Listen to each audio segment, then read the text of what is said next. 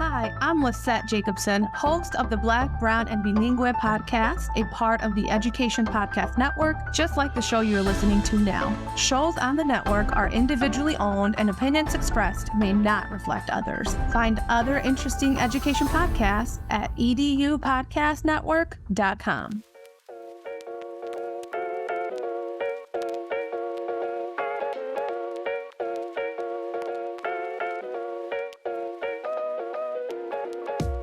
In the words of my co-host, William Illingworth, we're here. Savage. In the words of my co-host, hey. For those of you who might just be now tuning into the High Tech Podcast, you can listen to our past episodes. Those are both things that Will and I say on a regular basis while introducing the podcast. If you don't believe us, go back and listen to past episodes. You know, this is your first episode of the High Tech Podcast. We have others, so go check those out. 96 others before this one. Yes. Oh, even more than that, actually. Yes. Technically, if we're being honest, we've gone over 100 at this point. We did this weird thing where we counted our interviews separately, and then that was just dumb. Yeah. Have you ever made your life harder, listeners? Yeah. Where like you decided let's have more work in our lives, you know? Yes. Like if you ever done that, because we did for our first year, Will and I decided any interview we did with an app company would be a separate episode released on a different day. And then we had a moment where we just kind of like sat back and listened, talk to ourselves. We said, Will and Josh, that was a dumb idea. You should just make those your regular episodes. 5 episodes into there were only 5 we did 5 of those. We're just like, nah, not worth it. Yeah, it's not worth it.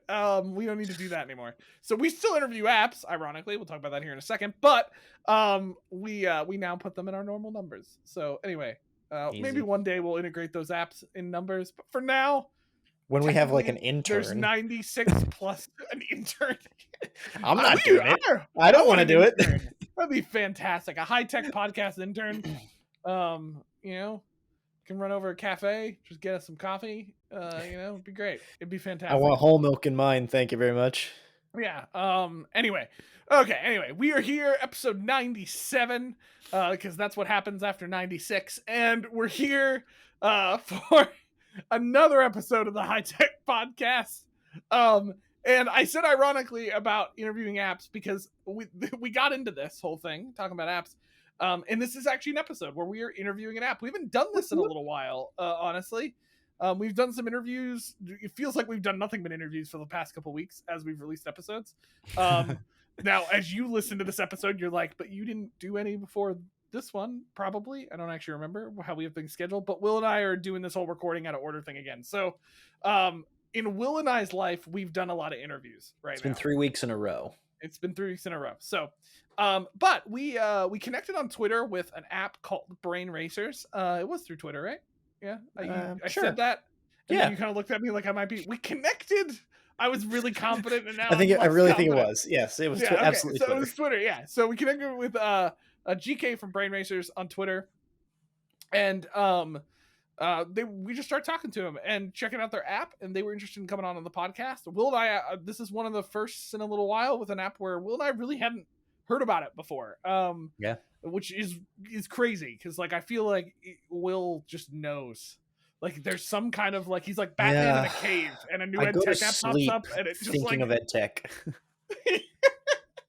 You're like Morgan Freeman from the Batman movies. Instead of tracing people, you're tracing ed tech apps. Like somebody's talking on their phone, like I'm gonna start an app company, and Will's computer just like starts beeping. Alert. Yeah. So anyway, we hadn't heard of Brain Racers before. We started talking to them, checked them out. They fit in a niche for Will and I, which is that they love education and they love games, and Will and I love both of those things. Check and check. So they fit our note. So GK is joining us for this episode to talk about his app, Brain Racers, and kind of their philosophy behind it.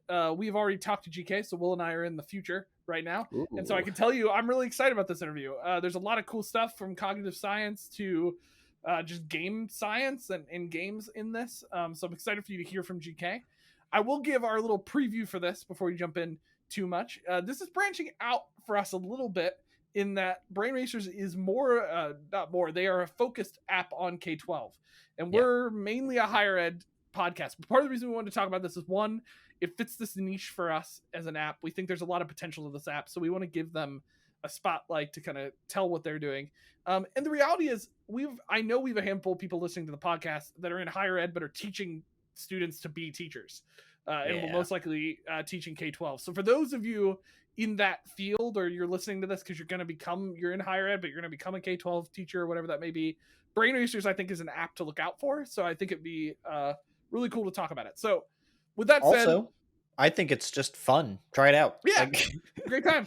It's a good time. I think there's probably some uses in higher ed as well. There's kind of like this knowledge comprehension concept to Brain Racers that I think transcends just what they're focused on as well. So that said, this is enough of me. You don't need to hear me or Will anymore. I mean, we'll be there, but it's mostly GK talking, and I can tell you it's worth it. So without further ado, let's check out GK from Brain Racers. All right, folks, we are here with GK. We're very excited for this conversation this evening because we are opening up our podcast to give space to a tool that not only is up and coming, is novel, is challenging, but already has me grinding for the top of the leaderboard. Music is just ingrained into my brain now. Like, so excited. GK, thank you for being here with us tonight. You're here for Brain Racers, correct? Absolutely. That's awesome. And give us just a little bit of background. Like, how long has Brain Racers been your project? Is your first project? Where are you coming from? Yeah, thank you for asking, and thank you so much for having me. So a little bit of a quick background on myself. I've been making games since I was a kid, and Brain Racers is not my first project, which I'll get into in just a moment. But yeah, and I've been making brain games. So out of like clues, dice, language, I host my own small game show on TikTok and Instagram, which is brain games that I make. Yeah, so we've hit, I think, like 17 new games in the last 2 years, awesome. 2.5 years. So awesome. It's something that I genuinely just enjoy doing. And then how Brain Racers came to be. So it's sort of my second big entrepreneurship venture. About 11, 12 years ago, I made a doctor-patient scheduling app. So it was a health tech product where you could find pediatricians and other doctor specialties in your area. The quick version, we didn't end up properly pursuing it and chasing it. We had, like, my partners had newborn kids.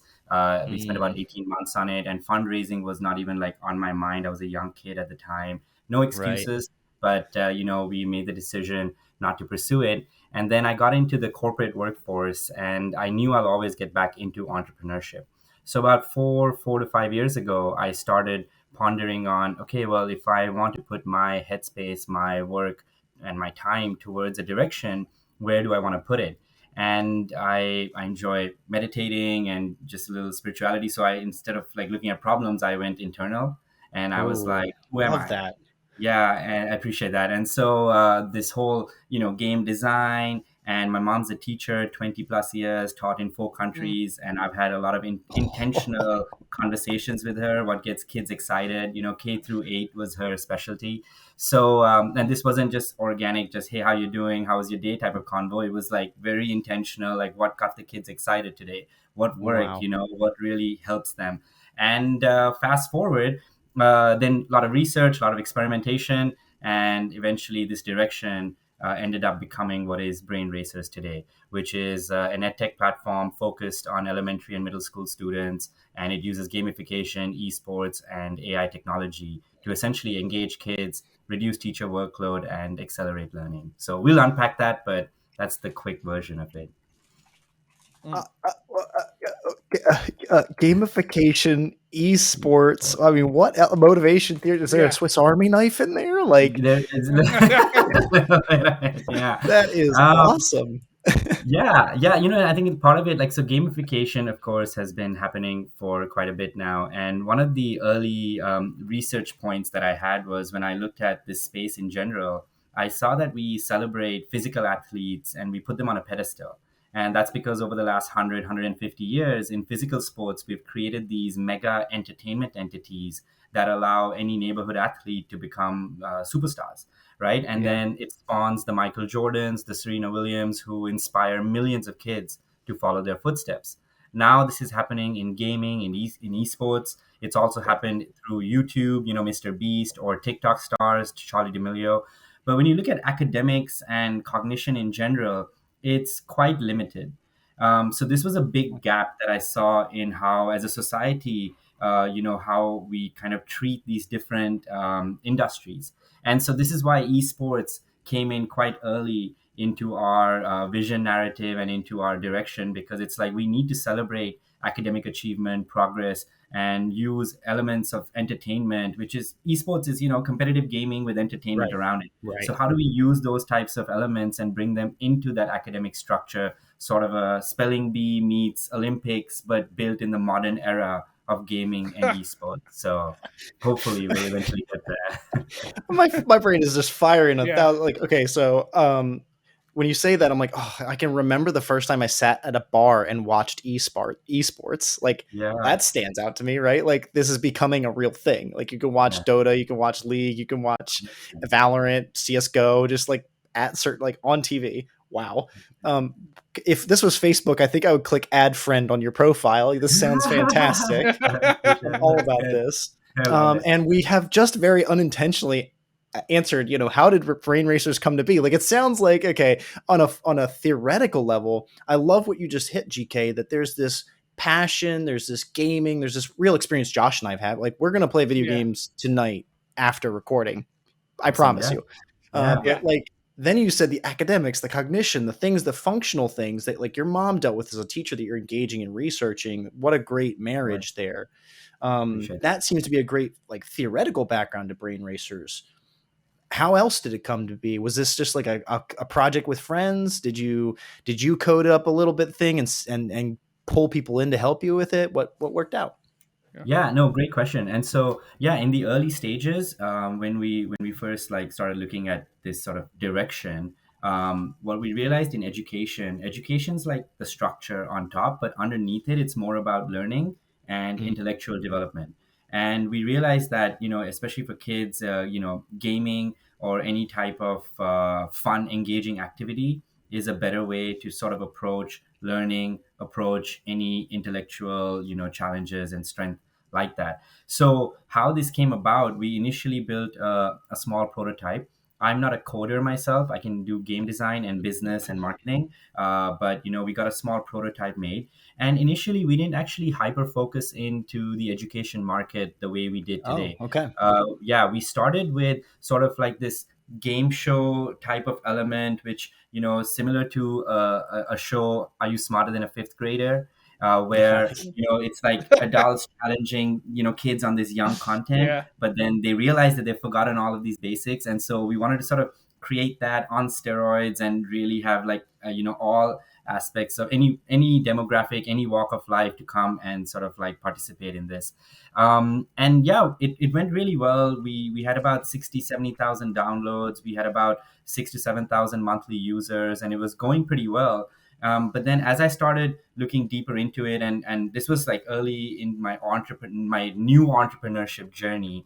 And when I started talking to investors, I started talking to some more seasoned advisors. They said that this is lovely, but you should try to figure out like what's your specific, demographic and market and user persona that's going to love this product, not just, play it and in general have fun. That stuck with me. And then we started, doing a lot of focus groups and conversations with old people who were using it for mental health. I found there was middle age and young people who were just having fun with it and whatever competitions and just, regular chill fun. And then we started doing these experiments with teachers from grades 1 to grade 9. And we saw something special happen. We saw the level of engagement that we, in the classroom. And this was right when sort of pandemic had come around. So there was already a challenge that teachers were facing. There was a lot of change happening in the industry. And so this tool we saw was fitting really well because the content already was aligned to this middle school type of demographic, elementary school demographic, because it's Are You Smarter Than a Fifth Grader? So we went like fourth, fifth, sixth grade, right? Right. And then when we saw that heavy engagement, it was too good to ignore. And about 18 months ago, 12 to 18 months ago, we basically made a decision to just zone in on this aspect of industry, which I already knew. I was very passionate about education, learning, cognition in general. And funny enough, we ended exactly in the demographic where me and mom would talk about like 3 4 years Oh, ago. Yeah, Oh, I that's know. awesome. It's like it's interesting how it all worked out. Kind of like meant to come here anyways. So has mom taught throughout all the ages, or is mom in that area K through too? 8. She's K basically through. been K through 8, yeah, and she's taught inside Okay. schools, classrooms, formal classrooms, private tutoring, Best Brains, like a Kumon type of learning Right. center. So she's had like her share. But I think one of the strongest aspects of working with her is she's seen kids learn in different countries and under different systems. Because Yes. we grew Mm, up in India and Sri Lanka, and then we moved to US and Canada. So then throughout, she was teaching in some capacity or the other. So I Right. think, and myself, I was taught by these four different countries in some capacity or the other. So it's really given us a very cool perspective and viewpoint on how the pros and cons of the different structures, at least in our opinion on it. And Yeah. so that comes very handy when we build the core of brain mm. racers. Yeah, That's awesome. That's appreciate that that. broad experience is the longer Will and I do this, I think it just can really enhance the way you look at learning and the way you do it, because we get so ingrained in our own system of doing things we forget, hey, the rest of the world doesn't necessarily do it this way, or other 100%. people have Yep. found different ways of doing things. So that's awesome.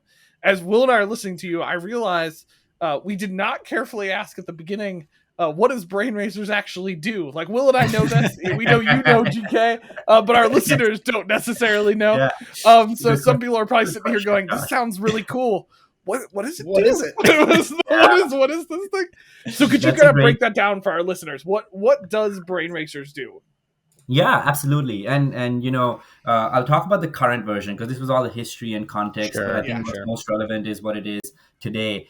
What we do at the core is we take curriculum content and gamify it into a gripping race format.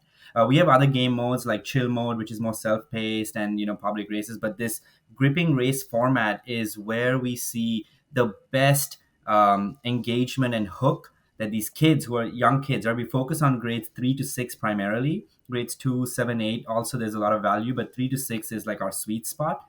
And these kids, these young kids, they get distracted very easily. So we are very intentional on how do we just grip them, even if it's for that 1 minute, 1.5 minutes. So we take Right. curriculum content, put it into this gripping race format, and then we combine it with cognitive challenges as well. So it's not just about the academic curriculum, which is of course our core priority, but we also have a very strong content pillar for cognitive challenges, which assess your attention to detail, pattern recognition, focus, memory. In school or in traditional education pathways, all the cognitive attributes are picked up passively because you got to study for a test or you're going to do some Yeah. assignments. We try to Yeah. be more active and intentional about it in our content Mm, so that we're making sure that this intellectual foundation is happening from an academic standpoint, which is curriculum aligned, and from a cognitive standpoint, which is all these attributes I mentioned.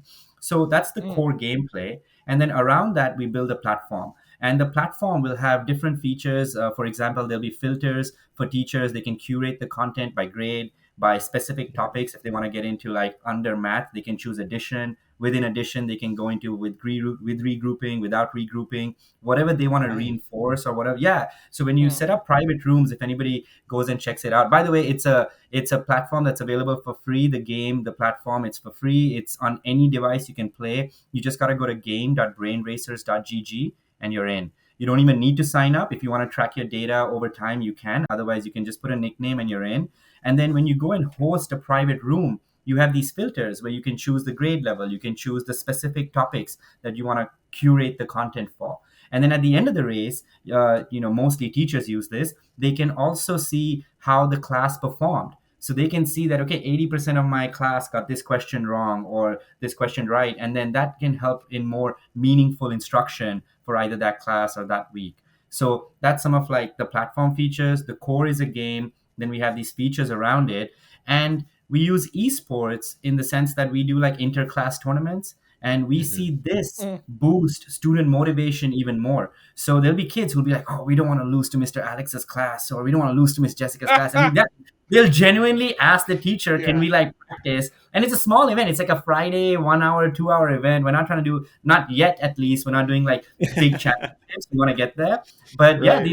these kids will be like, oh, we don't want to lose. And so they'll all be like practicing. And then to practice, they're strengthening their academics and their cognition. Right. And then they're Yeah. coming in and playing. So that's in a nutshell what Brain Racers is. I'll just mention really quickly that behind the scenes, this is all like sort of front facing. The game, the platform, the tournaments, all that celebration, that's all front facing.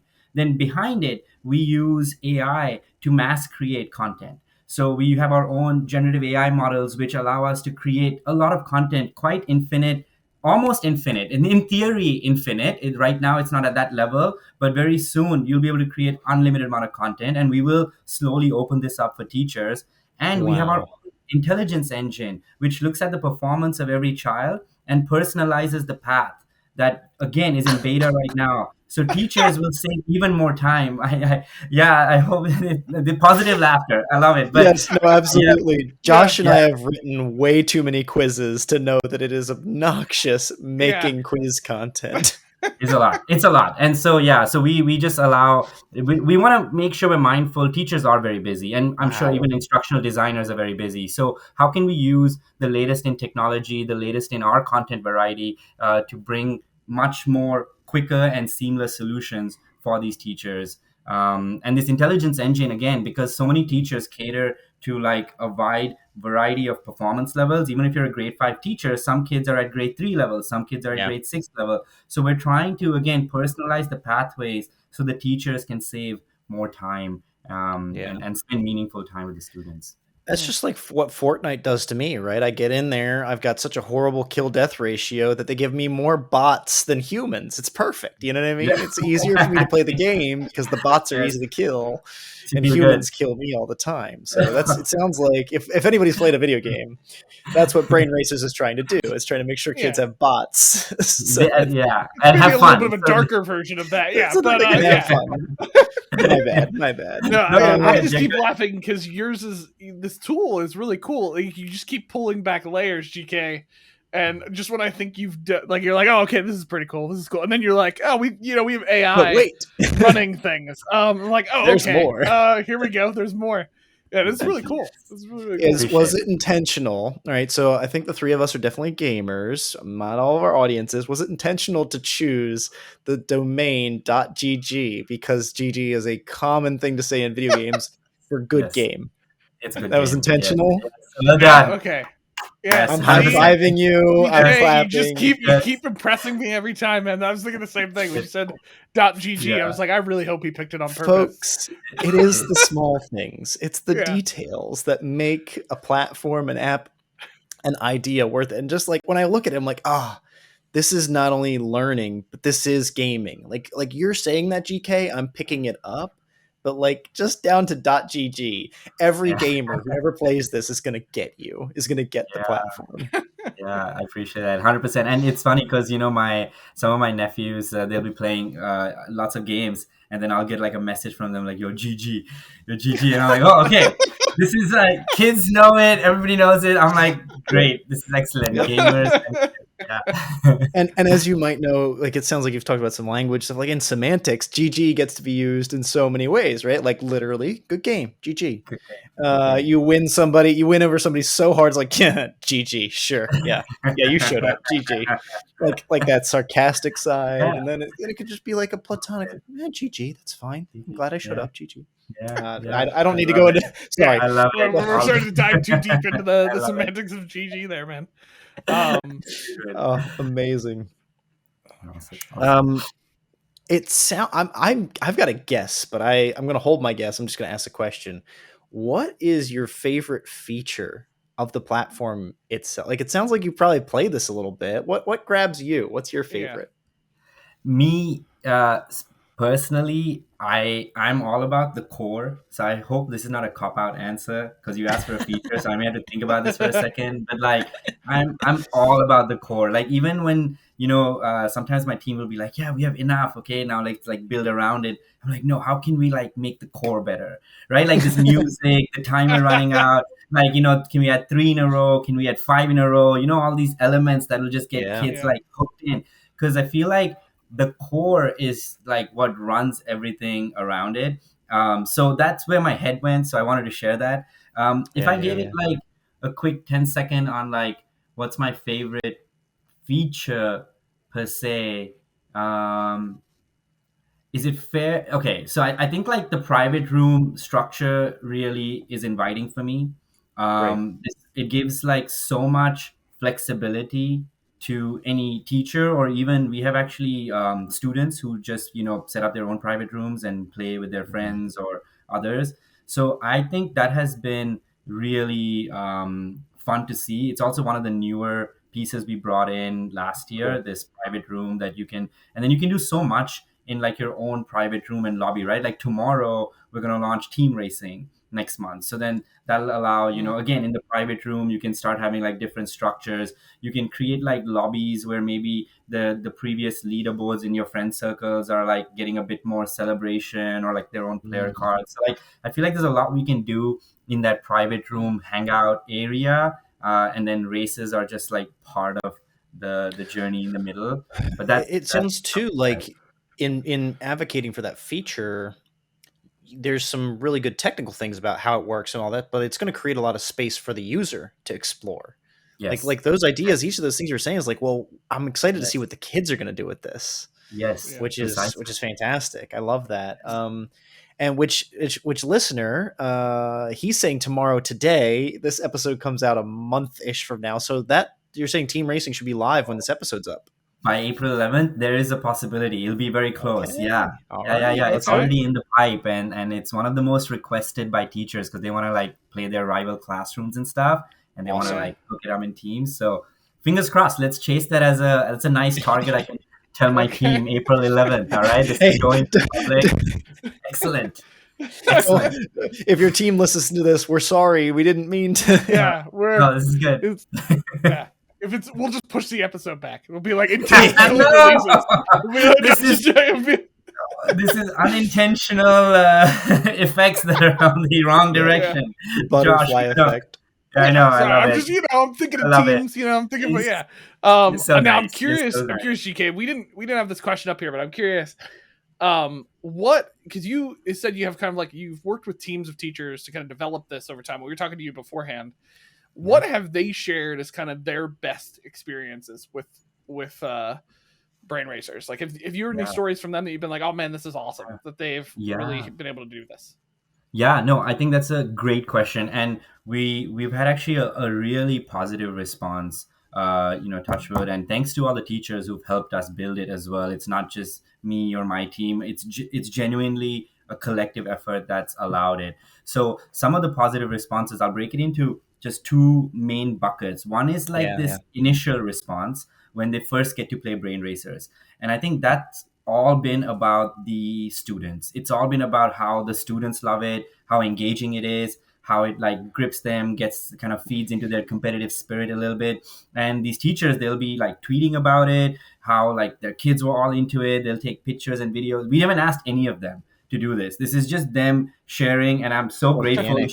genuinely like so grateful. And yeah, if you like go and like just go on Twitter and just like maybe search the hashtag Brain Racers, you'll see a bunch of teachers who've like shared it, and it's all around the engagement factor.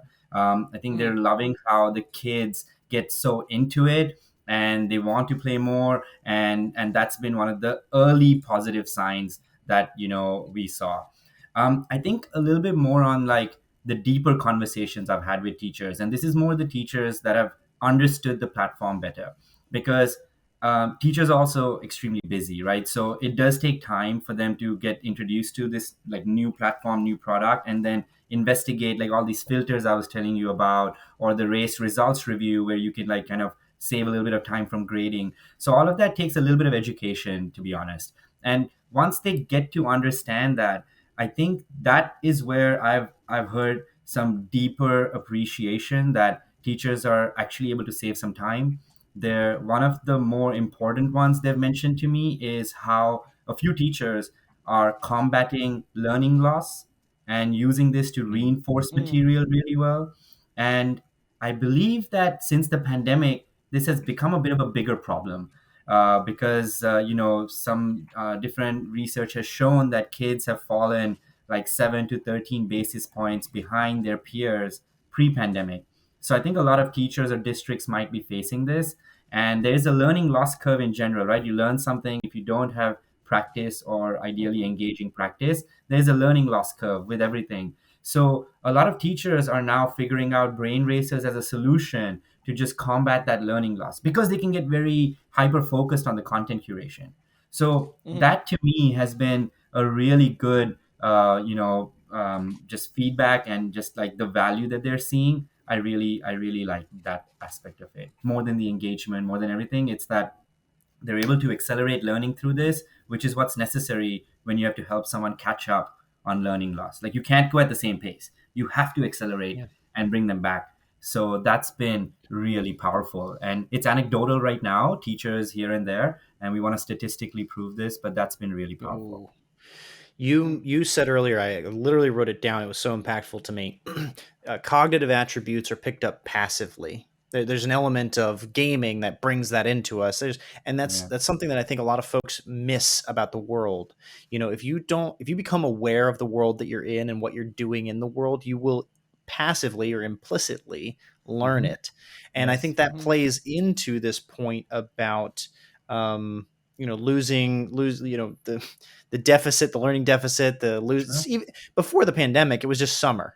Faculty, teachers were always just, right. How do I get the kids back from summer? You know what I mean? Absolutely right. The first time I interacted with that was actually, though, about language and language instruction. That was my bachelor's degree.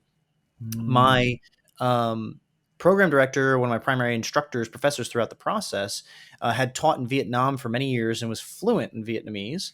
But we would ask her, we'd kind of press her on this, like, oh my gosh, you've now not lived there for 3, 4, 5 years, over the course of my program. How do you keep it up? And she's like, well, I go out to dinner to a Vietnamese restaurant. Like, she's like, I have to find people I can talk to. 100%. Because there wasn't a Vietnamese brain racers. You know what I mean? Like we don't have, today it'd be Duolingo, but that practice of putting yourself into something to keep that skill. Language is one that we acknowledge is very easy. GK, we joked about it when you got on tonight. I was like, hey, hold on a second. I'm finishing a race. Like, I was literally playing a race as we started the evening. And some of the questions came. I was like, oh my gosh, I didn't know I remembered what condensation is. Oh my gosh, I didn't know I could do division that quickly. And then it asked some question about, I don't know, biology. I was like, nope, it's not there. Like, I haven't touched that knowledge in way too long. So I'm feeling, I'm really connecting with what you're saying. I think there's a lot of ways that this all plays into it, but I'm feeling it even interacting with brain racers. Like, oh my gosh, this would make me feel smart again if I could just sit there and play it for a bit. Yeah, absolutely. And you kind of want to play it in a way that one is like to reinforce and learn, but if that can also be taken away from the mindset, like for teachers and kids, they're just having fun. Yeah. Right. I think that's one of the amazing things that can be maintained sustainably. Whereas if it's like, sometimes it has to be forced. I get it, right? Education, you have to learn certain things, and there's an aspect of that. But the more we can, like, those tests, and and like, there was actually a really, cool story I saw. Like, this one teacher who turned tests into milestones. This is just like the power of narrative here, right? And he basically turned it to milestones. And then it's so funny. He said like over 80% of his kids started asking, like, when can we reach the next milestone? And in doing so, they were just asking to do the test. So, it's a small, like, snippet of how narrative plays a role. Yeah, they were literally asking for the tests, for the quizzes, because they wanted to get to the next milestone.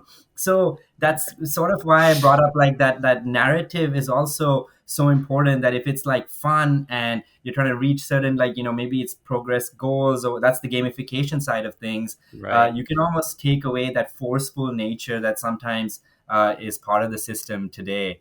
I think that instructor is a Sith. I think they're a dark Jedi, because they have used their forces for evil.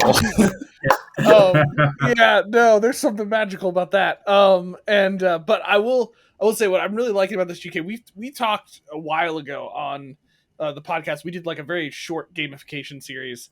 And we were talking a lot about, like, Will and I have mixed feelings about the term gamification. And I think a lot of it has come Yeah. from, like, we were seeing instructors who were gamifying things, and really what they were doing was like taking a badge, and they were like, here's a badge for Right. now doing what you were already doing. Yes. And Yes. but what I think really works about it, though, is this concept of like bringing the progress that's already there, the growth in the student, to a more visual reality for them, like Yeah. making them feel it.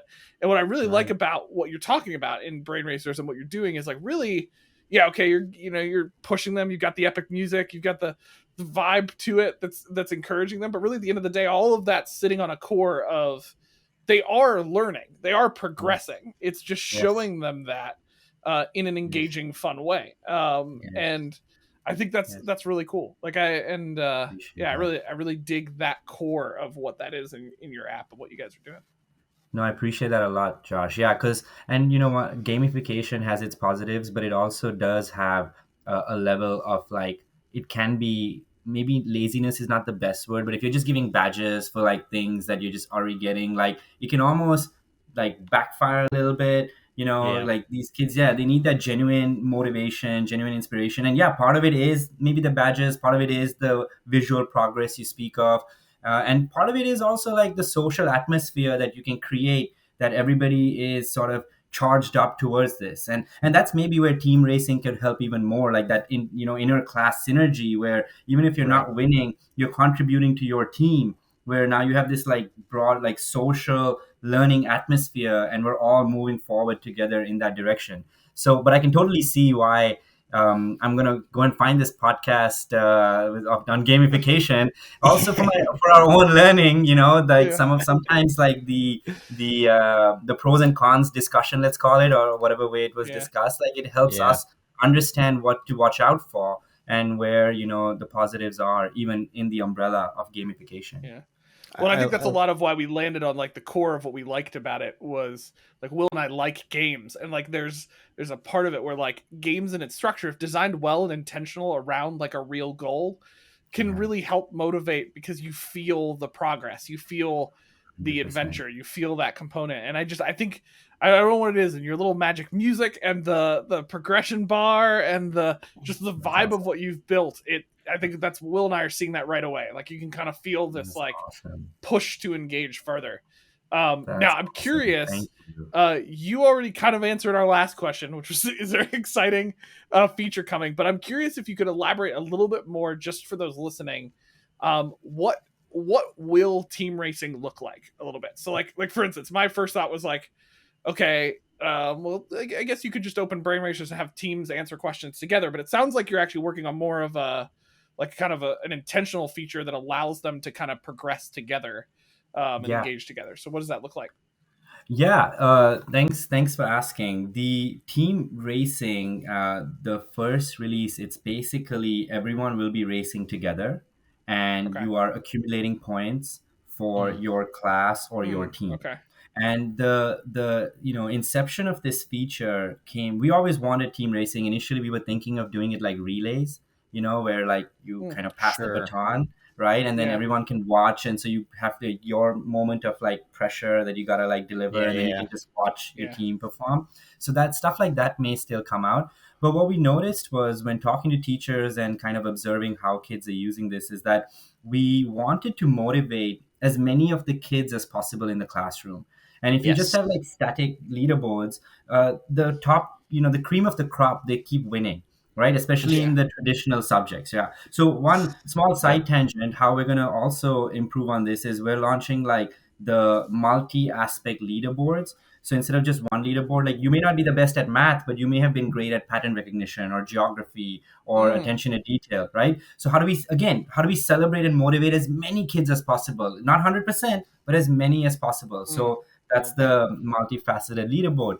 And then team racing was the other solution to this, which is that even if you're not winning, let's take away the winning side of things a little bit, contribute to your team, right? Even if you come 15th out of the 100 students, Right. 25th, 50th, whatever it is, you're still going to contribute. And then let's make that synergy go up. And now teachers can, and it brings us closer to the esports enhancements we want to bring, right? Which is these bigger championships where you have multiple classrooms and they all have their teams and they're racing, inter-school, inter-district, eventually global championships, right? Hopefully Right. with like commentary, live streaming, like the Spanish soccer commentary. That's what I want.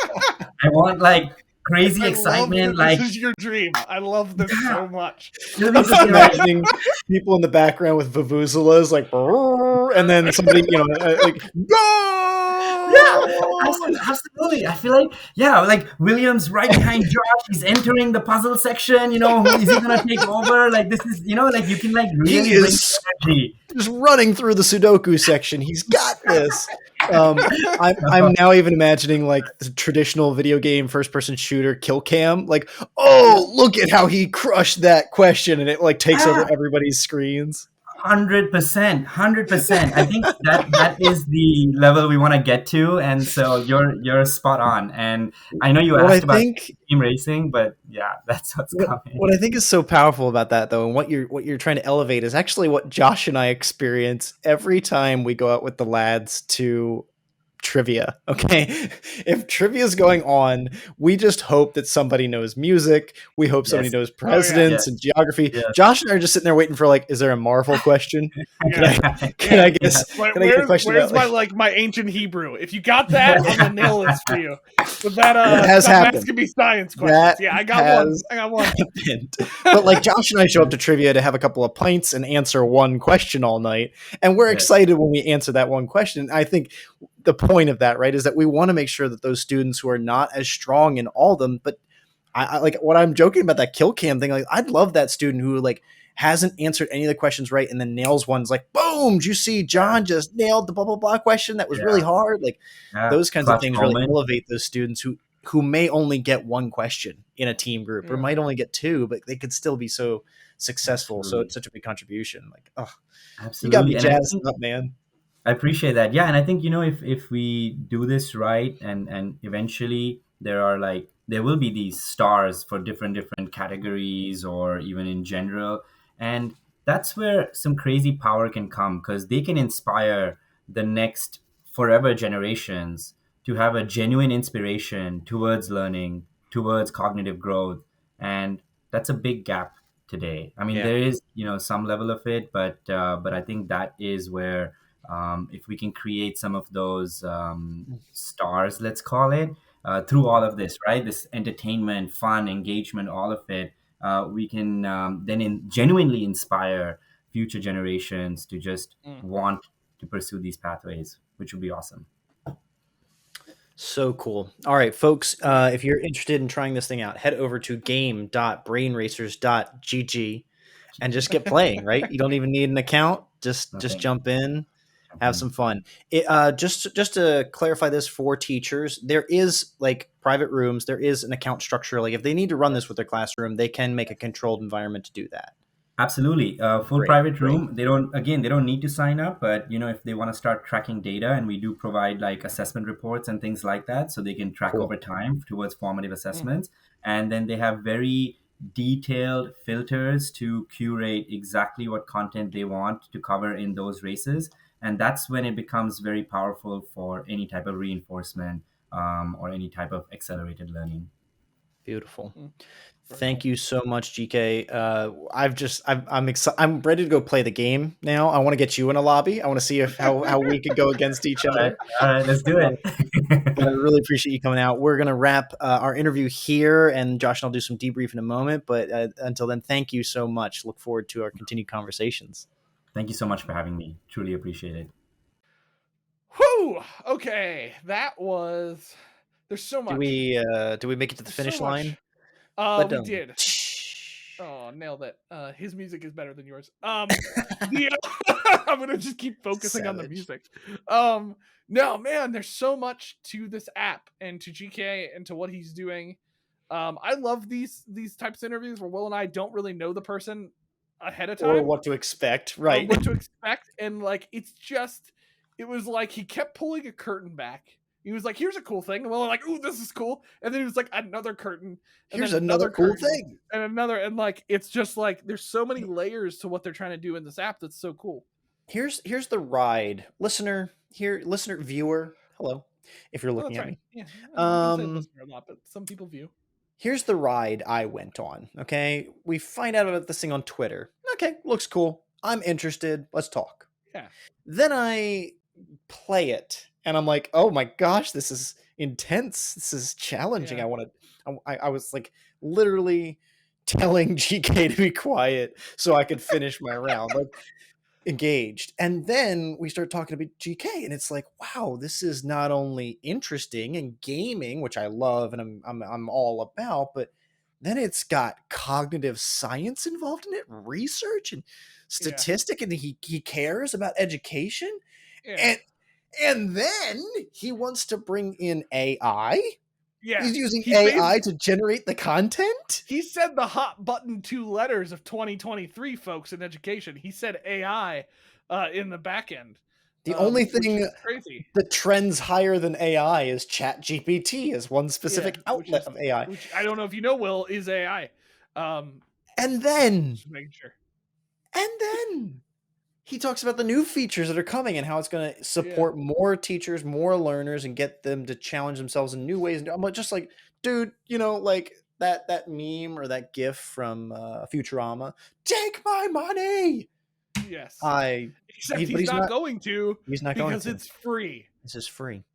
When it's all said and done, it's free. It's web-based. I'm gonna look back on that audio recording, just see how my decibels go up for 2 minutes there. That was crazy. I'm so sorry, but I'm thrilled. I love it. Yeah. I'm really encouraged by this because, frankly, if GK's mission and GK's ability are representative of more ed tech's going to get a lot better.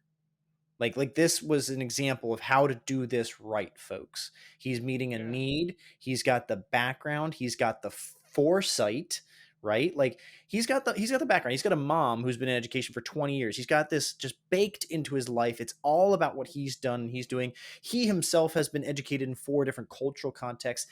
And then he's got the foresight to be like, this needs to be run on AI. We cannot generate this content. That is not sustainable. Like, boom. I love it. Yeah, I love it. I think it's a super cool tool. I think there's a lot of potential to it. Again, like Will and I have talked about this. Like, one, I like it already because at least in a certain area, it can knock out an app that rhymes with Bahoot. And we haven't shared already our opinions. No, Josh, try harder. We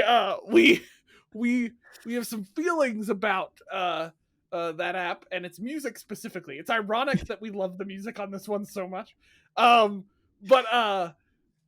I love that. I think it fits well into stuff like that when you want to do formative practice stuff in class and you want to get them excited about that. I love the idea of having class competitions about stuff and just the idea of how we forget things and how this type of app can be used to help students retain knowledge and practice knowledge and branch out in knowledge. I love that component of what they're trying to do with Brain Racers. All to the point of a well-designed app. We take that type of stuff for granted, but at the end of the day, they're, in my opinion, doing gamification elements in a good way. They're basing it on cognitive science. They're basing it on the information that's there, but then they're taking it a step farther to design an experience that helps excite students and engage them in what they're doing. There's a lot of times when these types of apps can branch into gimmicky and branch into not very helpful, but I think has gotten kind of this perfect storm of good educational background in the app and reasons for wanting to do it, combined with just really good game principles, like the leaderboards and the progression bar and the positives and negatives that happen for getting questions right and wrong. But you still also, this is important, we didn't bring it up in here, but in Brain Racers, like when you get stuff wrong, it adds time to your thing, but it's not like it disables you from doing something. It's not like they're just shut out by doing something wrong. And so I love that component where it can still encourage engagement and pushing. And as Will and I keep joking about this, we mean it, guys. The music of this app he didn't get too much. GK didn't get too much in this interview, but he talked a little bit about when we were first talking to him that they really did intentionally pick this intense kind of epic action movie music to kind of engage some anxiety during the time, to kind of push people to want to answer quicker and answer faster, and have that competitive element to it, built around good educational principles. So Yeah. I really dig it. Yeah, he's going to activate enabling stress there. Unfortunately, there's the risk that some some learners may experience disabling or distracting stress from that, Yeah. but it is still an overall statistically going to be good for the curve. I think that even the folks who might struggle with it, it's still meant to be fun. So I hope Yeah, fun that's an game. I easy think one to it'll work probably through. get But around that. I will say their team-based stuff that they're working on, I think, is a good move is a for big them. win It's for that. trying to get around, I think, some of that component that inevitably comes up during these competitive type of ed tech tools. Yeah. Yeah.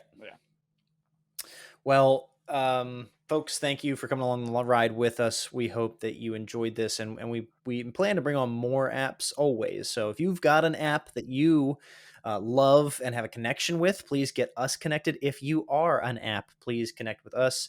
We'd love to feature anybody. Honestly, I don't even care if it was Microsoft's OneNote who wanted to come on the podcast. We would be glad to have them talk to them. Hold on now. Let's not get ridiculous here. We will talk to anybody educational technology. If you are one of those folks and you are able to do that, reach out to us at Twitter or YouTube at High Tech Podcast, or our handles in those contexts. Email us, inbox at hightechpod.us, and or find all of this on our website, hightechpod.us. That's where every single episode has an episode page with resources guiding you to the tools we're talking about. If you ever don't know how to spell something we're talking about, it's on the website, on the lesson page. So that's Hopefully our resources. That's how to get us. Yeah. I don't go and pick everything all the time. So it's fine. We have AI now in our tool. So Josh loves AI. It's mostly spelled right now. Thank you. Hashtag Notion AI. Not a sponsor, but Notion AI definitely runs my life. So there you go. Episode 98. We're so excited for this. 97. We're looking forward to this, whatever it's gonna be. Surprise! We haven't quite nailed this one down. So episode 98 is gonna be like that box in Mario with the question mark. You hit it, you don't know what comes out. We promise it won't be a fake thing that you get in Mario Kart that like knocks you off. Oh, no. That sucks. We won't do that to you. We won't. Will be exciting. Listener, we will not do that to you. We're right now between two exciting possible guests. Maybe even three. We've got things are happening in the High Tech Podcast this year, folks. We got a lot of people we're talking to and stuff about being on the podcast. So we're still figuring some things out. This episode's getting recorded a little earlier than normal, so we're still trying to figure out what 98 is going to look like. But I know you'll enjoy it, whatever it is. Yeah. Until next time, folks, thank you, as always, for joining us for another week as we continue to learn what it looks like to harness technology, whether it's a racing game or a in-depth AI-based cognitive enhancement tool, aka a racing game. Yeah, probably why they called it Brain Racers. Yeah, they did not want me on their marketing team. They did not want that. That was the working title before Brain Racers. That's good. Hey, whether or not you're doing that in the classroom, online, or in person. Until next time, see ya. See ya.